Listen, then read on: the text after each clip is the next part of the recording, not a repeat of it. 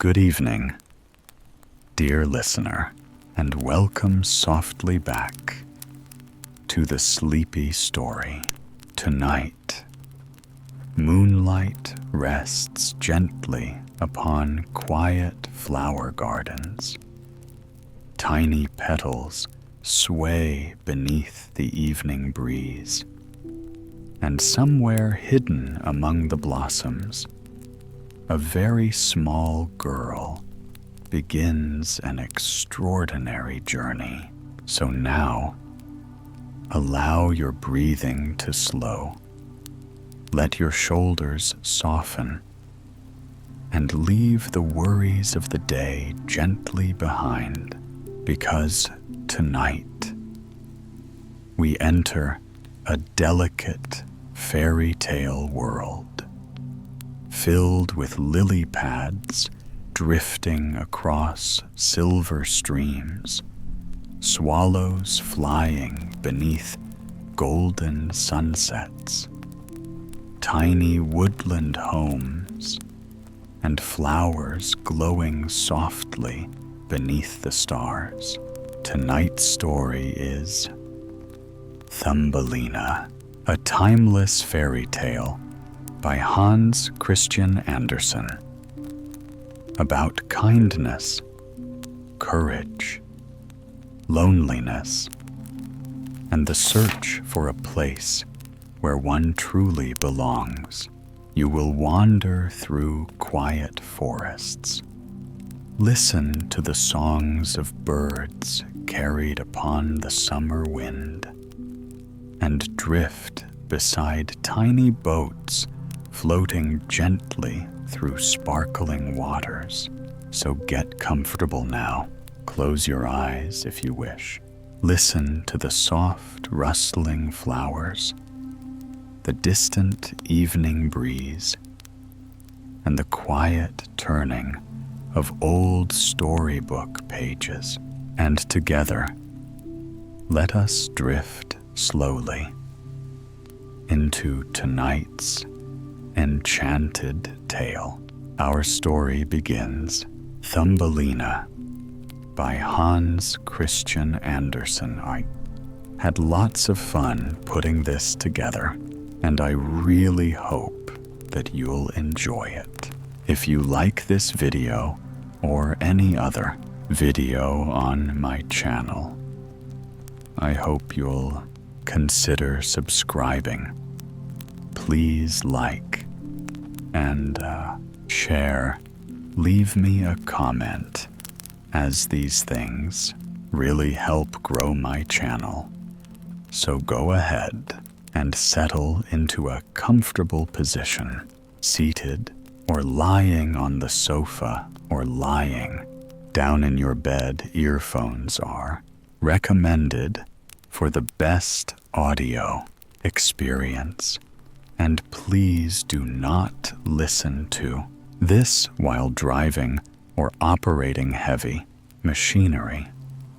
Take a few deep breaths to help you begin to relax, to help you release the day, and using the exhale to help you. The goal of tension, so your body can settle even more into your resting place. You may now close your eyes if you wish. And when you're ready, we will begin our bedtime story. Thumbelina. There was once a woman who wished very much to have a little child, but she could not obtain her wish. At last she went to a fairy and said, "I should so very much like to have a little child. Can you tell me where I can find one?" "Oh, that can be easily managed," said the fairy. "Here is a barley corn of Ove, different kind to those which grow in the farmer's fields, and which the chickens. Put it into a flower pot and see what will happen.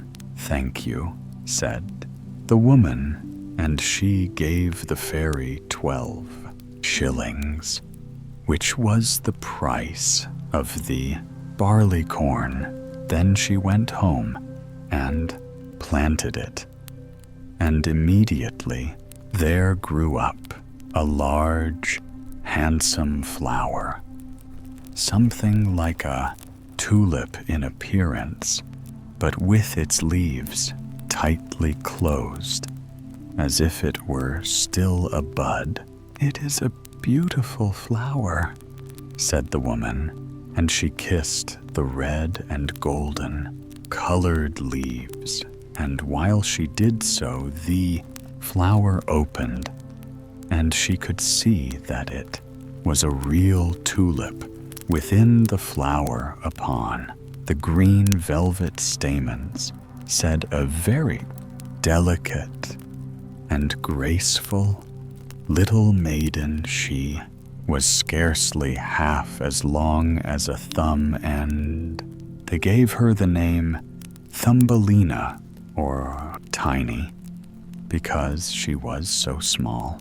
A walnut shell, elegantly polished, served for her cradle.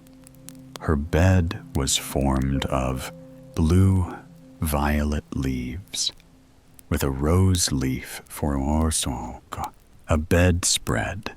He or she slept at night, but during the day she amused herself on a table where the woman had placed a plate full of water. Round this plate were wreaths of flowers with their stems in the water, and upon it floated a large tulip leaf, which served Tiny for a boat. Here the little maiden sat and rowed herself from side to side with 2 oars made of white horsehair. It really was a very pretty sight. Tiny could also sing so softly and sweetly that nothing like her singing had ever before been heard. One night, while she lay in her pretty bed, a large, ugly, wet toad crept through a broken pane of glass in the window and leaped right upon the table where Tiny lay sleeping under her rose leaf quilt. What a pretty little wife this would make from my son, said the toad. And she took up the walnut shell in which little Tiny lay asleep, and jumped through the window with it into the garden. In the swampy margin of a broad stream in the garden lived the toad with her son. He was uglier even than his mother, and when he saw the pretty little maiden in her elegant bed, he could only cry, "Don't speak so loud, or she will wake," said the toad, "and then she might run away, for she is as light as swan's down. We will place on one of the water lily leaves out in the stream. It will be like an island to her. She is so light and small, and then she cannot escape. And while she is away, we will make haste and prepare the stateroom under the marsh in which he were to live when you are married." Out in the stream grew a number of water lilies with broad green leaves, which seemed to float on the top of the water. The largest of these leaves appeared farther off than the rest, and the old toad swam out to it with the walnut shell, in which little Tiny lay still, asleep. The tiny little creature woke very early in the morning and began to cry bitterly when she found where she was, for she could see nothing but water on every side of the large green leaf, and no way of reaching the land. Meanwhile, the old toad was very busy under the marsh, decking her room with rushes and wild yellow flowers to make it look pretty for her new daughter-in-law. Then she swam out with her ugly son to the leaf on which she had placed poor little Tiny. She wanted to fetch the pretty bad that she might put it in the bridal chamber to be ready for her. The old toad bowed low to her in the water and said, "Here is my son. He will be your husband, and you will live happily in the marsh by the poet." Stream was all her son could say for himself, so the tow hook up the elegant little bed and swam away with it, leading Tiny all alone on the green leaf, where she sat and wept. She could not bear to think of living with the old toad and having her ugly son for a husband. The little fishes who swam about in the water beneath had seen the toad and heard what she had said, so they lifted their heads above the water to look at the little maiden. As soon as they caught sight of her, they saw she was very pretty, and it made them very sorry to think she must go and live with the ugly toads. So they assembled together in the water round the green stalk which held the leaf on which the little maiden stood, and nodded away at the root with their teeth. Then the leaf floated down the stream, carrying Tiny far away, out of reach of land. Tiny sailed past many towns, and the little birds in the bushes saw her and sang, "What a lovely little creature." So the leaf swam away with her farther and farther, till it brought her to the other lands. A graceful little white butterfly constantly fluttered round her and at last alighted on the leaf.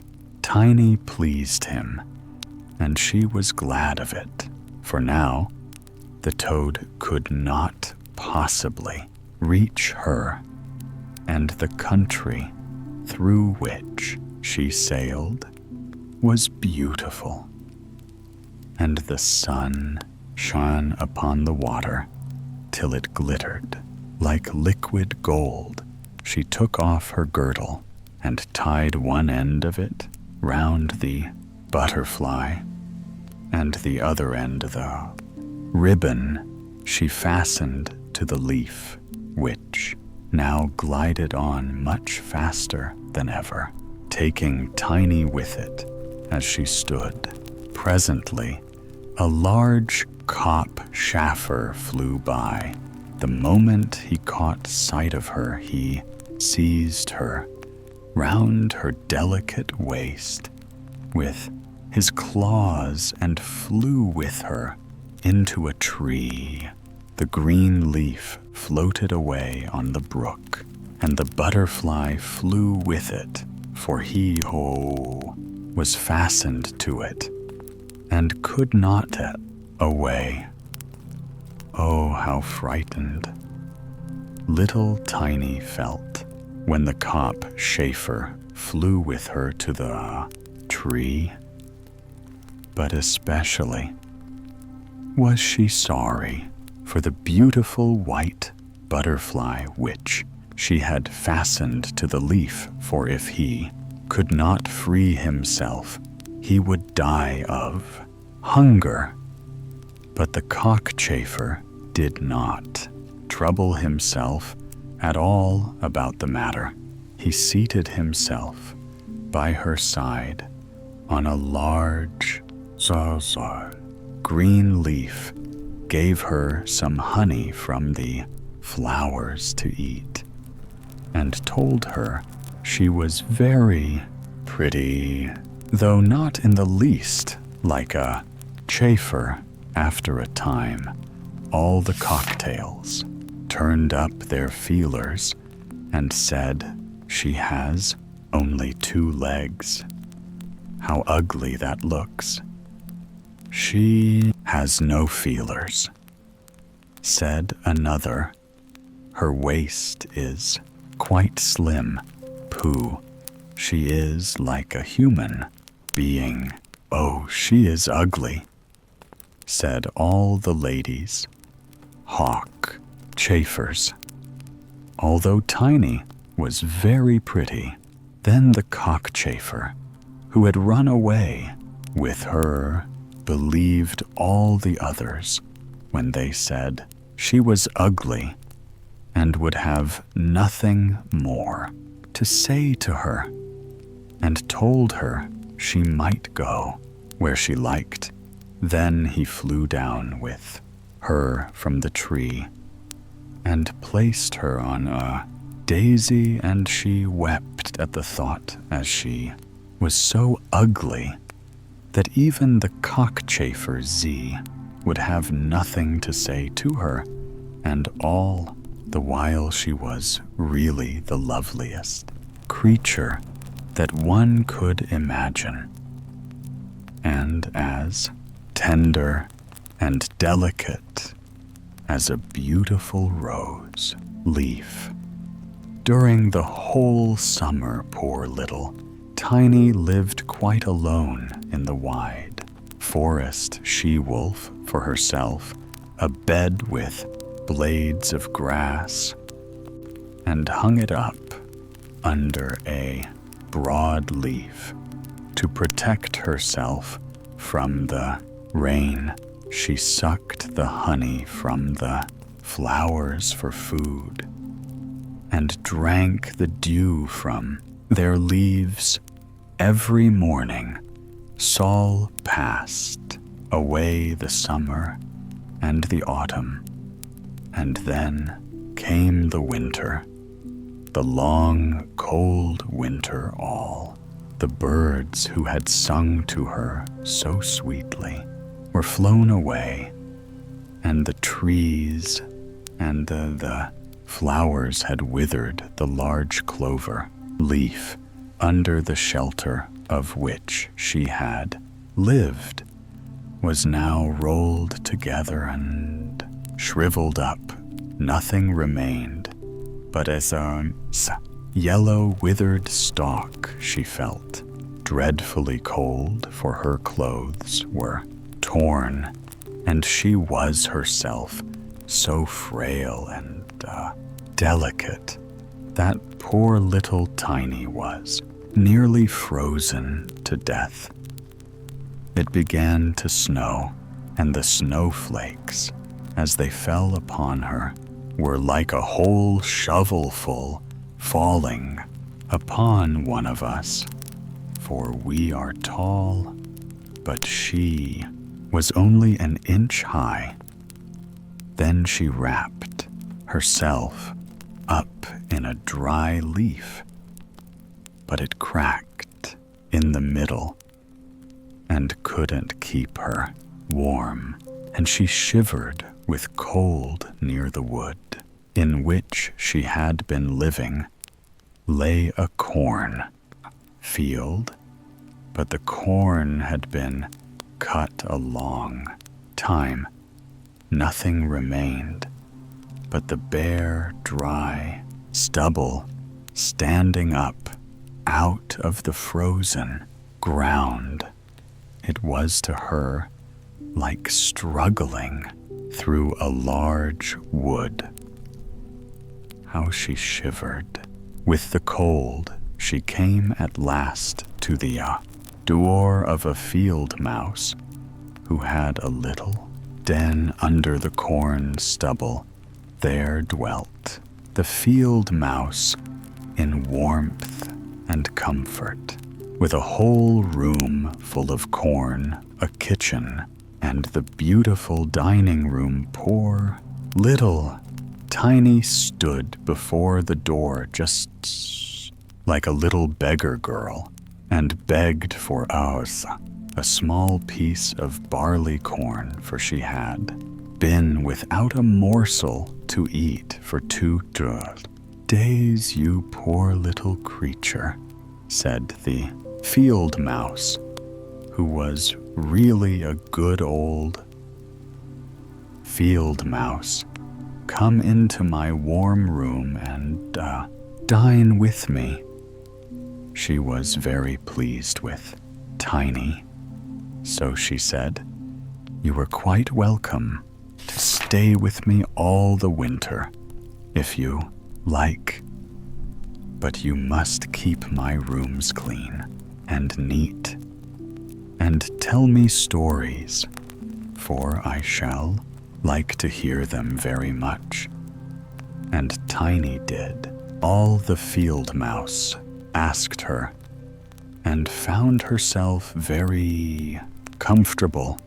We shall have a visitor soon, said the field mouse. One day, my neighbor pays me a visit once a week. He is better off than I am. He has large rooms, and wears a beautiful black velvet coat. If you could only have him for a husband, you would be well provided for. Indeed, but he is blind, so you must tell them some of your prettiest stories. But Tiny did not feel at all interested about this neighbor, for he was a mole. However, he came and paid his visit dressed in his black velvet coat. He is very rich and learned, and his house is 20 times larger than mine, said the field mouse. He was rich and learned, no doubt, but he always spoke slightingly of the sun and the pretty flowers, because he had ever seen them. Tiny was obliged to sing to him many pretty songs, and the mole fell in love with her because she had such a sweet voice. But he said nothing yet for Tara. He was very cautious. A short time before, the mole had dug a long passage under the earth, which led from the dwelling of the field mouse to his own. And he or she had permission to walk with Tiny whenever she liked. But he warned them not to be alarmed at the sight of a dead bird which lay in the passage. It was a perfect bird with a beak and feathers, and could not have been dead long and was lying just where the mole had made his passage. The mole took a piece of phosphorescent wood in his mouth, and it glittered like fire in the dark. Then he went before them to light them through the long dark passage. When they came to the spot where lay the dead bird, the mole pushed his broad nose through the ceiling.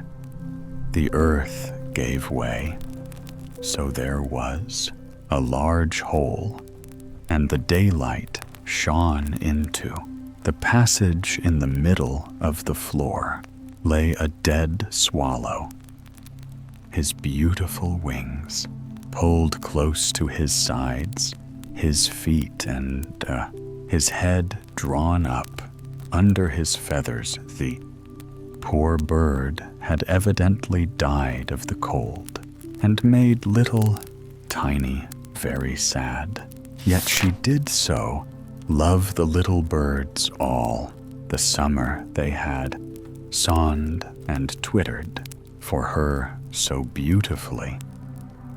But the mole pushed it aside with his crooked legs and said he will sing no more now. How miserable it must be to be born a little bird. I am thankful that none of my children will ever be birds, for they can do nothing but cry, tweet, tweet, and always die of hunger in the winter. Yes, you may well say that as a clever man, exclaimed the field mouse. What is the use of his twittering for? Or when winter comes, he must either starve or be frozen to death. Tiny said nothing, but when the two others had turned their backs on the wamazosht bird, she stooped down and stroked aside the soft feathers which covered the head and kissed the closed eyelids. Perhaps this was the one who sang to me so sweetly in the summer, she said, and how much pleasure it gave me, you dear, pretty bird. The mole now stopped up the hole through which the daylight shone and then accompanied the lady home. But during the night, Tiny could not sleep, so she got out of bed, and all the large, beautiful carpet of hay. Then she carried it to the dead bird and spread it over him with some down from the flowers which he had found in the field mouse's room. It was as soft as wool, and she spread some of it on each side of the bird, so that he may lie warmly in Otka, the cold earth. Farewell, you pretty little bird, she said. Farewell. Thank you for your delightful singing during the summer, when all the trees were green and the warm sun shone upon us. Then she laid her head on the bird's breasts, but she was alarmed immediately, for it seemed as if something inside the bird went. It was the bird's heart. He was not really dead, only benumbed with the cold, and the warmth had restored him to life in autumn. All the swallows fly away into warm countries, but if one happens to linger, the cold seizes it. It becomes frozen and falls down as if dead. It remains where it fell, and the cold snow covers it. Tiny trembled very much. She was quite frightened, for the bird was large, a great deal larger than Misa herself. She was only an inch high, but she took courage, laid the wool more thickly over the poor swallow, and then took a leaf which she had used for her own bedspread and laid it over the head of the poor bird. The next morning, she again still hoped to see him. He was alive, but very weak. He could only open his eyes for a moment to look at Tiny, who stood by holding a piece of decayed wood in her hand. For she had no other lantern, thank you. Pretty little maiden, said the sick swallow, I have been so nicely warmed that I shall soon regain my strength and be able to fly about again in the warm sunshine. Oh, she said, it is cold out of doors. Now it snows and freezes. Stay in your warm bed, and I will take care of you. Then she brought the swallow some water in a flower leaf, and after he had drank, he told her that he had wounded one of his wings in a thorn bush and could not fly as fast as the others, who were soon away on their journey to warm countries. Then at last he had fallen to the earth and could remember no more, nor how he came to be where she had found him the whole winter. The swallow remained underground, and Tiny nursed him with care and love. Neither the mole nor the field mouse knew anything about it, for they did not. Like swallows, very soon the springtime came, and the sun warmed the earth. Then the swallow bade farewell to Tiny, and she opened the hole in the ceiling which the mole had made. The sun shone in upon them so beautifully that the swallow asked her if she would go with him. She could sit on his back, he said, and he would fly away with her into the green woods. But Tiny Moon, it makes a field mouse very grieved if she left her in that manner. So she said, No, I cannot. Farewell then. Farewell, you good. Pretty clear, Nathan said the swallow, and he flew out into the sunshine. Tiny looked after him, and the tears rose in her eyes. She was very fond of the poor swallow. Tweet, tweet sounded over her head. Suddenly, she looked up, and there was the swallow himself, lying close by.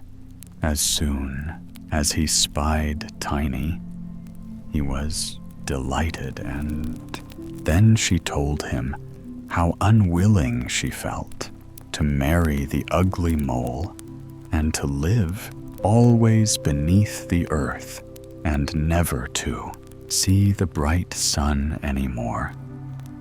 And as she told him, she wept. "Cold winter is coming," said the swallow, "and I am going to fly away into the warmer countries. Will you go with me? You can sit on my back and fasten yourself on with your sash. Then we can fly away from the ugly mole and his gloomy rooms far away over the mountains into warmer countries where the sun shines more brightly than here, where it is always summer and the flowers bloom and greater beauty. Fly now with me. Dear little Tiny, you saved my life when I lay frozen in that dark passage. Yes, I will go with you," said Tiny. And she seated herself on the bird's back with her feet on his outstretched wings and tied her girdle to one of his strongest feathers. Then the swallow rose in the air and flew over forests and over sea, high above the highest mountains covered with eternal snow. Tiny would have been frozen in the cold air. But she crept under the bird's warm feathers, keeping her little head uncovered so that she might admire the beautiful lands over which they passed. At length they reached the warm countries where the sun shines brightly and the sky seems so much higher above the earth here on the hedges. And by the wayside grew purple, green, and white graves. Lemons and oranges hung from trees in the woods, and the air was fragrant with myrtle and orange blossoms. Beautiful children ran along the country lanes, playing with large butterflies. And as the swallow flew farther and farther, every place appeared still more lovely. At last they came to a blue lake, and by the side of it, shaded by trees of the deepest green, stood a palace of dazzling white marble, built in the olden times. Lines clustered round its lofty pillars, and at the top were many swallows' nests, and one of these was the home of the swallow who carried Tiny. "This is my house," said the swallow, "but it would not do for you to live here. He would not be comfortable. You must choose for yourself one of those lovely flowers, and I will put you down upon it, and then you shall have air, meaning that you can wish to make you happy. That will be delightful," she said, and clapped her little hands for joy. A large marble pillar lay on the ground, which in falling had been broken into 3 pieces. Between these pieces grew the most beautiful large white flowers. So the swallow flew down with tiny and placed her on one of the broad leaves. But how surprised she was to see in the middle of the flower a tiny little man, as white and transparent as if he had been made of crystal. He had a gold crown on his head and delicate wings at his shoulders, and was not much larger than Tiny herself. He was the angel of the flower, for a tiny man and a tiny woman dwell in every flower. And this was the king of them all. Oh, how beautiful he is, whispered Tiny to the swallow. The little prince was at first quite frightened at the bird, who was like a giant compared to such a delicate little creature as himself. But when he saw Tiny, he was delighted and thought her the prettiest little maiden he had ever seen. He took the gold crown from his head and placed it on hers, and asked her name, and if she would be his wife and queen over all the flowers. This certainly was a very different sort of husband to the son of a toad or the mall, so she said yes to the handsome prince. Then all the flowers opened, and out of each came a little lady or a tiny lord. All so pretty it was, quite a pleasure to look at them. Each of them brought Tiny a present, but the best gift was a pair of beautiful wings, which had belonged to a large white fly, and they fastened them to Tiny shoulders so that she might fly from flower to flower.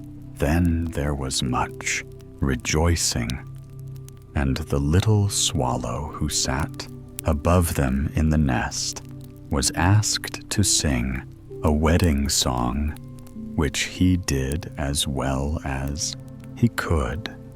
But in his heart he felt sad, for he was very fond of Tiny and would have liked never depart from her again. You must not be called Tiny anymore, said the spirit of the flowers. To her it is an ugly name, and you are so very pretty. We will call you Maya. Farewell, farewell, said the swallow with a heavy heart as he left the warm countries to fly back into Denmark. There he had a nest over the window of a house in which dwelt the writer of fairy tales. The swallow sang tweet, tweet, and from his song came the whole story. And now, dear listener, our gentle journey beside Thumbelina slowly comes to an end. The flowers close softly beneath the moonlight. The swallows rest quietly in their nests, and the warm evening breeze drifts peacefully through the sleeping gardens. Thumbelina has found her home at last, among the blossoms and sunlight, far away from the cold earth and lonely shadows she once wandered through.